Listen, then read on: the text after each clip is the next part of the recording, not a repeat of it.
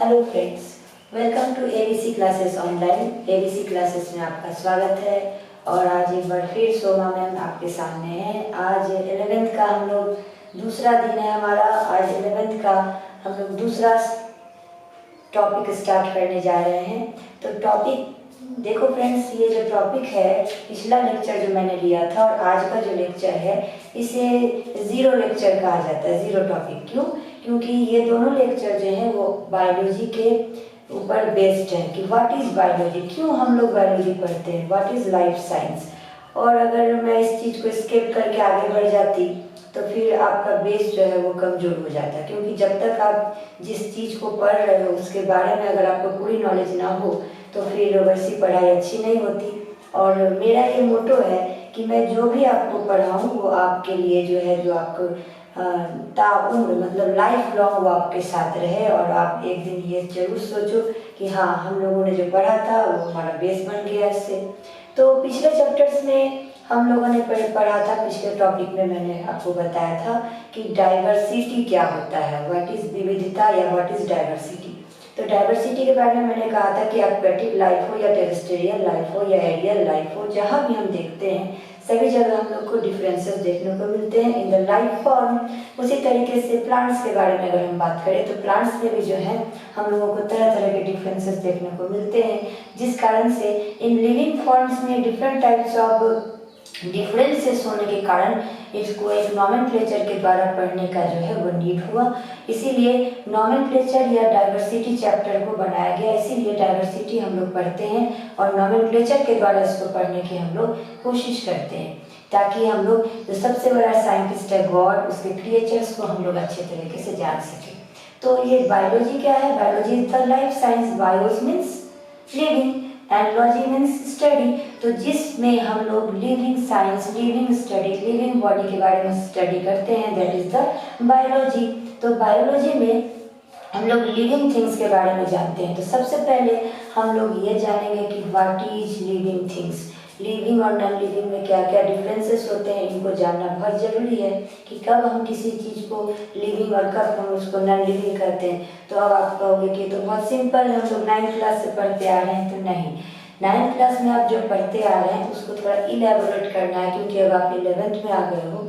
तो क्या क्या खासियत है, क्या क्या एक लिविंग ऑर्गेनिज्म की क्या क्या क्राइटेरियाज होते हैं जिस कारण से हम उन लोगों को लिविंग करते हैं। ठीक है, सबसे पहला ऑब्जर्वेबल जो थिंग होता है वो होता है मूवमेंट। तो मूवमेंट के द्वारा हम कह सकते हैं कि कोई चीज़ जिंदा है या कोई चीज़ लिविंग है और कोई चीज़ नॉन लिविंग है। लेकिन आप कहोगे कि तो हम लोग जब सोए रहते हैं तो क्या हम लोग उसमें मर जाते हैं? तो नहीं। तो movement is not the final criteria for any living body. तो लिविंग थिंग्स के लिए बहुत सारे क्राइटेरियाज होते हैं जिनके द्वारा हम उनको लिविंग करते हैं, उनके बारे में आज हम इस टॉपिक में बात करेंगे। तो सबसे पहला जो इम्पोर्टेंट थिंग है जिससे हम किसी भी ऑर्गेनिज्म को लिविंग करते हैं वो है आपका सबसे पहला प्रोटोप्लाज्म। तो कैरेक्टरिस्टिक्स ऑफ लिविंग ऑर्गेनिज्म में सबसे पहला है आपका प्रोटोप्लाज्म। प्रोटोप्लाज्म को हिंदी में क्या बोलते हैं हम लोग? जीव द्रव्य। ठीक है, यानी कि प्रोटो का मतलब होता है, प्रोटो का मतलब होता है प्रिमिटिव या प्राचीन। प्रोटो का मतलब प्रिमिटिव और प्लाज्म का मतलब होता है फ्लूइड।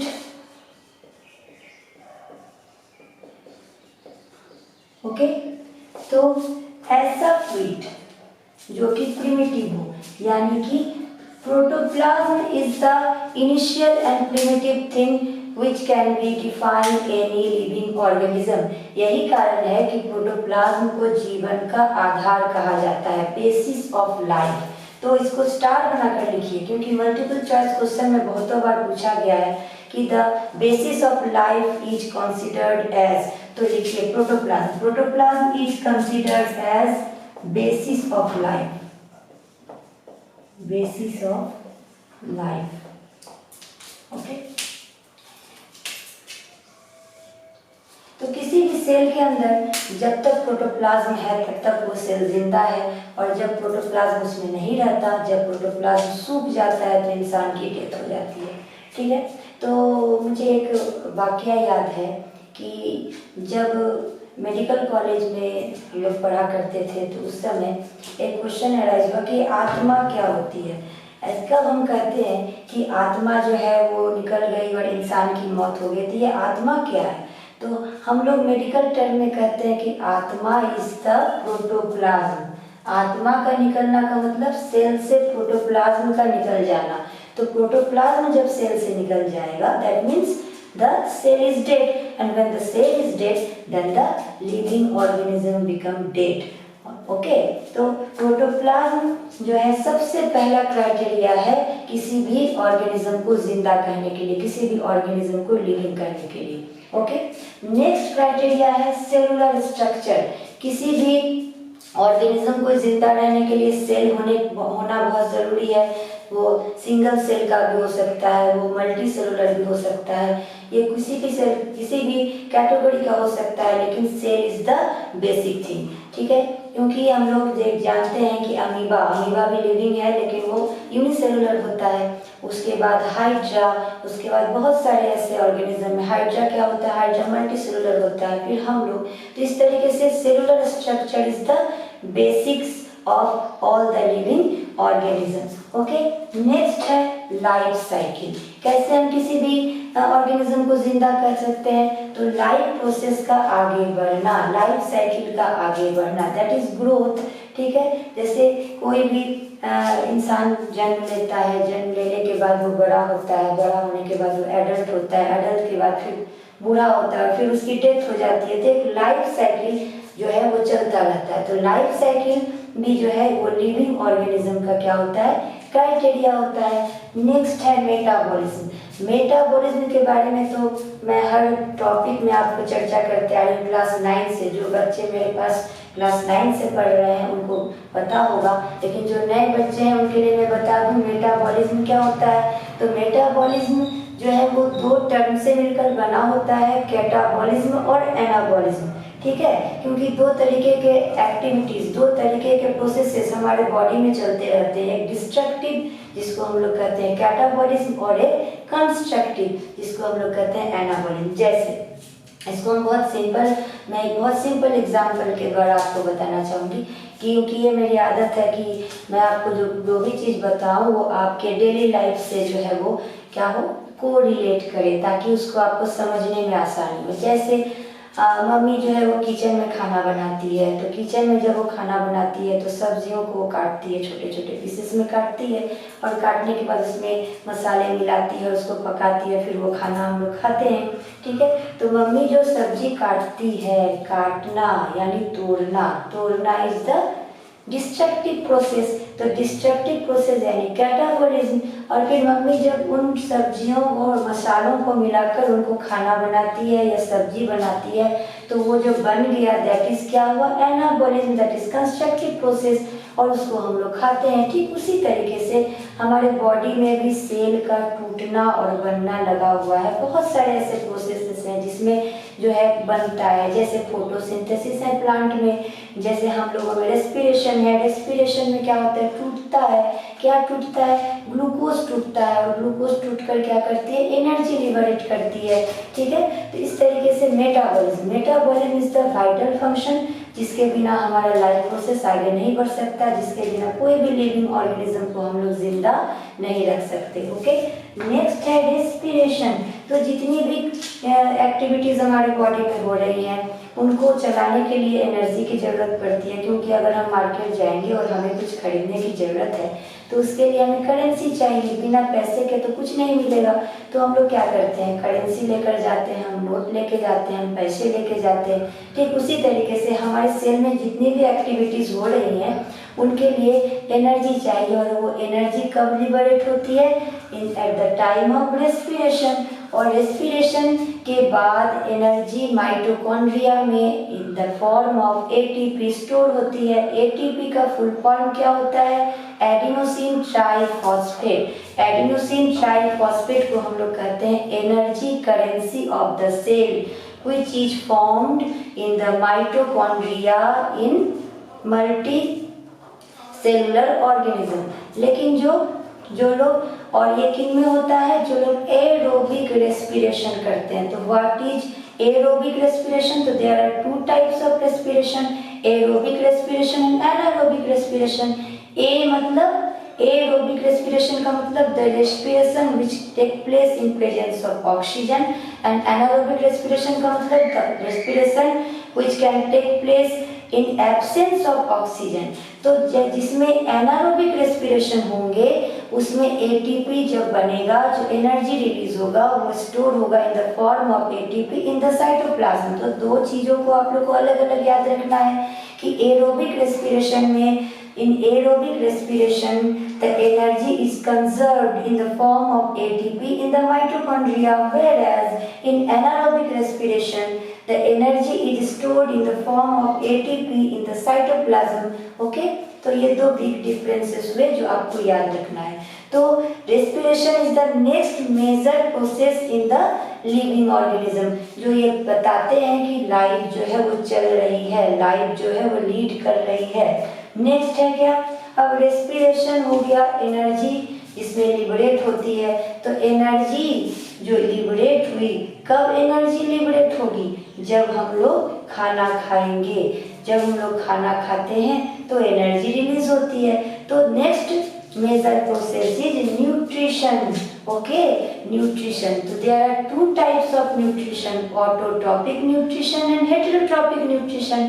ऑटो का मीन्स सेल्फ, तो ऐसा न्यूट्रिशन जिसमें जो है ऑर्गेनिज्म अपना खाना खुद बनाए, the nutrition in which the organism make their own food in the presence of sunlight and chlorophyll.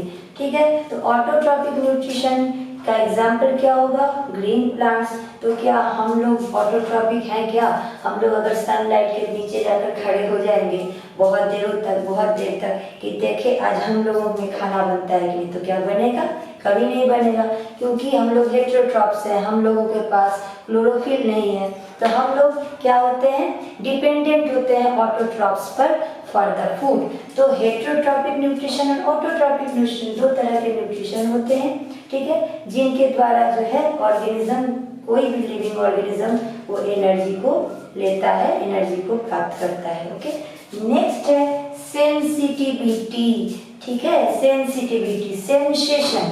तो हम लोग जब 10th में पढ़ रहे थे आपको कंट्रोल एंड कोऑर्डिनेशन, तो उसमें हम लोगों ने सेंसिटिविटी की बात की थी कि सेंसेशन या sensitivity is the characteristic feature of any living organism, that is it is always seen in plant and living being, plant and animal both.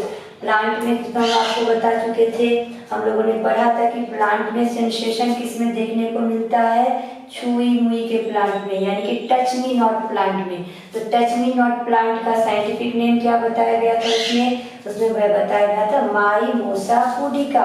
तो sensation is the next very important activity of living thing, जो कि देखने को मिलता है plants में भी, इन mimosa pudica. Mimosa pudica, ठीक है, ब्रैकेट में लिख लीजिए touch me not plant, touch me not plant. तो माइमोसा पुडिका या टच मी नॉट प्लांट को जैसे ही हम लोग छूते हैं तो उसमें सेंसेशन होता है। सेंसेशन का मतलब हुआ कि respond towards the stimuli, response of the organism towards the stimuli. वो स्टिमुली किसी भी तरीके का हो सकता है, एक्सटर्नल स्टिमुली केमिकल के फॉर्म में हो सकता है, हीट के फॉर्म में हो सकता है। जैसे कि हम लोगों में अगर तुरंत हम किसी गर्म चीज को छूते हैं तो हाथ हटा लेते हैं, तो that is sensation, that is stimuli.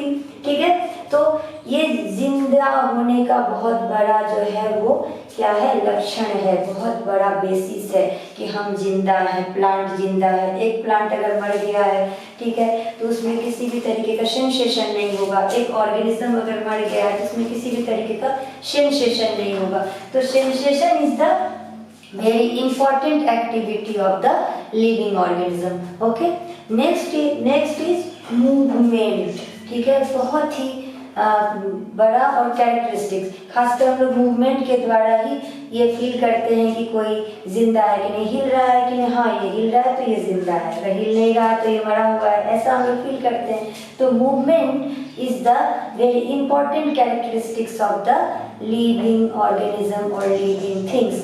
ठीक है, तो अगर मूवमेंट टुवर्ड्स द डिस्प्लेसमेंट होगा तो उसको हम लोग ग्रोथ कहेंगे। दो तरीके की बात मैं यहाँ बता रही हूँ आपको, अच्छे से सुनिए, अच्छे से समझिए। मूवमेंट सिर्फ अगर ग्रोथ हो, ठीक है, सिर्फ अगर मूवमेंट का मतलब अगर सिर्फ अगर ग्रोथ हो तो that is known as growth, but when the growth towards displacement हो तो that is known as movement। ठीक है, यानी कि जब हम एक जगह से दूसरे जगह अपने स्थान को परिवर्तन करते हैं, अपने जगह को परिवर्तन करते हैं, एक जगह से दूसरे जगह हम लोग ट्रांसफर होते हैं तो that is displacement, that is movement.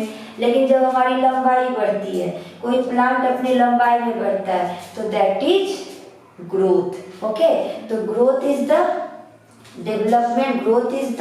development or increasement of the body, whereas the growth towards the displacement is known as movement। okay, so movement is very important criteria of the living organism। okay, अब सबसे last, अब इतने सारे criterias के बारे में हम लोगों ने जाना कैसे क्या होता है, तो इतने सारे मूवमेंट के बाद तो हमारे बॉडी में क्या होंगे, टॉक्सिक सब्सटेंसेस, वेस्ट मटेरियल्स भी निकलेंगे। तो वेस्ट मटेरियल जो है उनको भी निकालने के लिए एक सिस्टम हमारे बॉडी में होना चाहिए।